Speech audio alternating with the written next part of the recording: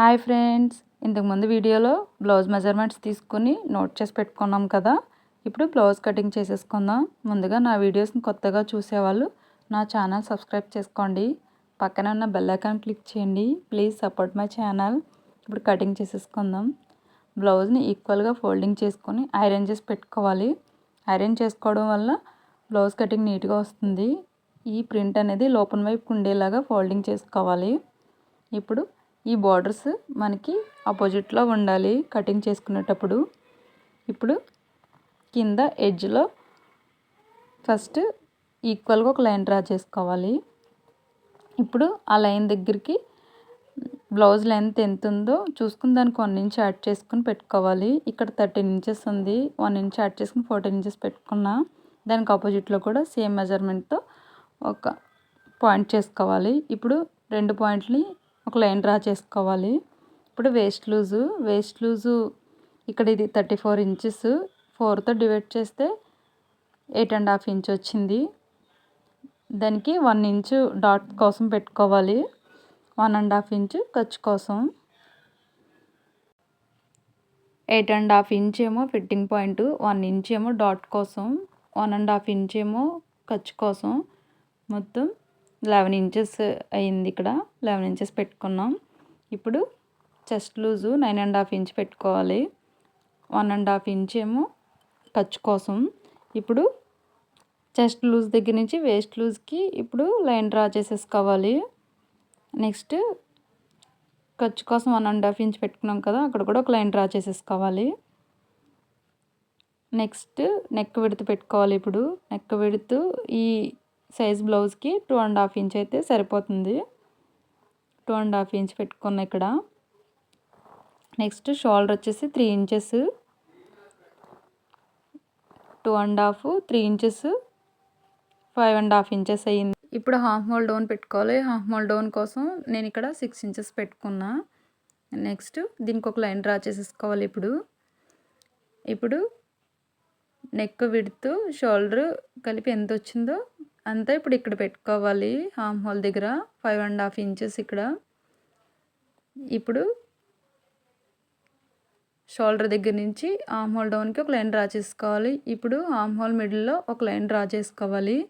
ఇప్పుడు arm whole round కోసం 1.5 inch పెట్టుకోవాలి ఇక్కడ మిడిల్లో. ఇప్పుడు కర్వ్ స్కేల్ పెట్టుకొని ఒకసారి ఇప్పుడు టేప్తో ఇక్కడ చూపిస్తున్న విధంగా ఒక 1/2 ఇంచు లోపలికి పెట్టుకుని చూసుకోవాలి. ఆర్మ్ హోల్ రౌండు మెజర్మెంట్స్ తీసుకున్న బ్లౌజ్ ఆర్మ్ హోల్ రౌండు ఇక్కడ సేమ్ రావాలి. ఒక 1/2 ఇంచు ఎక్స్ట్రా రావాలి. మెజర్మెంట్స్ తీసుకున్న బ్లౌజ్కి దీనికి ఒక 1/2 ఇంచ్ ఎక్స్ట్రా రావాలి. అయితే 1/2 ఇంచు ఖర్చులోకి పోతుంది షోల్డర్ దగ్గర. ఇప్పుడు నెక్ డీప్ కోసం 4 ఇంచెస్ పెట్టుకుంటున్నాను నేను ఇక్కడ. బ్లౌజ్కి మెజర్మెంట్ చేసుకున్న బ్లౌజ్కి ఎంత ఉందో చూసుకొని సేమ్ అంతే కావాలంటే 1 ఇంచ్ యాడ్ చేసి పెట్టుకోవాలి. లేదా డౌన్ చేసి పెట్టుకోవాలనుకుంటే సేమ్ ఎంత వచ్చిందో అంత పెట్టేసుకోవాలి. ఇప్పుడు ఒక లైన్ డ్రా చేసుకోవాలి. ఇక్కడ షోల్డర్ దగ్గర ఎంత పెట్టుకున్నామో దానికి ఒక 1/2 ఇంచ్ యాడ్ చేసుకుని పెట్టుకోవాలి. షోల్డర్ నెక్ విడ్త్ 2.5 ఇంచ్ పెట్టుకున్నాం కదా, ఇక్కడ 3 ఇంచెస్ పెట్టుకోవాలి. అప్పుడు రౌండ్ నీట్గా వస్తుంది. ఇప్పుడు నెక్ విడ్త్ దగ్గర నుంచి నెక్ డౌన్ దగ్గరికి ఒక లైన్ డ్రా చేసేసుకోవాలి. ఇప్పుడు కర్వ్ స్కేలు తీసుకొని ఫ్రంట్ సైజ్ పెడితే డీప్ వస్తుంది ఎక్కువగా, బ్యాక్ సైడ్ పెడితే డీప్ తగ్గించి వస్తుంది. ఏది కావాలంటే అది పెట్టుకోవచ్చు, మీ ఇష్టం. ఇక్కడ నేను ఫ్రంట్ సైడ్ యూజ్ చేస్తున్నాను డీప్ ఎక్కువ కోసం.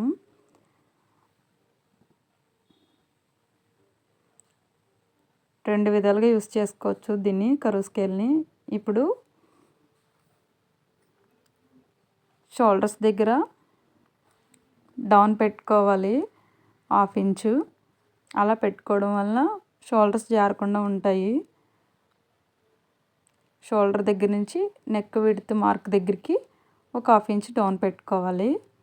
ఇప్పుడు ఒక లైన్ డ్రా చేసుకోవాలి క్రాస్గా. ఇప్పుడు ఫస్ట్ ఎడ్జ్లు ఈక్వల్గా ఉండడం కోసం ఒక లైన్ డ్రా చేసుకున్నాం కదా, ఇప్పుడు అక్కడ ట్రిమ్ చేసేసుకోవాలి ఈక్వల్గా ఉండేలాగా. ఇప్పుడు ఒకసారి మెజర్మెంట్స్ కరెక్ట్గా ఉన్నాయి లేవా అని చెప్పి చెక్ చేసుకోవాలి. మిస్టేక్స్ ఏమైనా ఉంటే సరి చేసుకోవచ్చు ఇలా చూసుకోవడం వలన.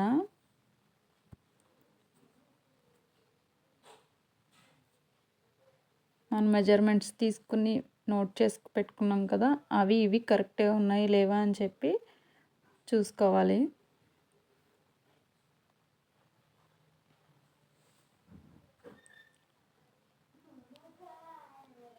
ఇక్కడ అన్నీ కరెక్ట్గానే ఉన్నాయి. ఇప్పుడు ఇలా చూసుకున్న తర్వాత కటింగ్ చేసేసుకోవడమే.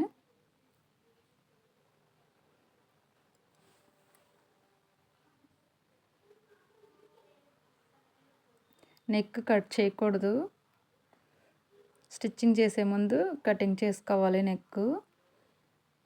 ఇప్పుడు ఇక్కడ షోల్డర్ దగ్గర నుంచి కటింగ్ చేసుకోవాలి, నెక్ కట్ చేయకుండా.